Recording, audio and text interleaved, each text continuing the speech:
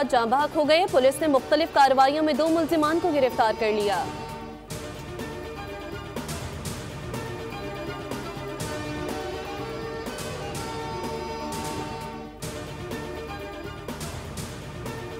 दुनिया बेमिसाल अदम इस्तेहकाम और इंतशार के दौर से गुजर रही है। जंगे आलमी तरक्की के लिए खतरा है। सेनेटर शेरी रहमान का तकरीब से खिताब, कहा कि आलमी तरक्की सिर्फ अमन और कानून की बालादस्ती में मुमकिन है।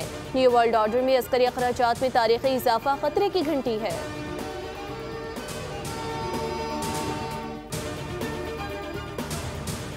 और दूसरी आलमी मैरीटाइम नुमाइश ने कामयाबियों के नए रिकॉर्ड कायम कर दिए। इंटरनेशनल मैरीटाइम एक्सपो में गैर मुल्की वफूद की भरपूर शिरकत। दुनिया का पाकिस्तान की दिफाई सनत और ब्लू इकोनॉमी पर एतमाद का इजहार। 3 रोज के दौरान 10 से 14 अरब रुपए के MOUs पर दस्तखत हुए।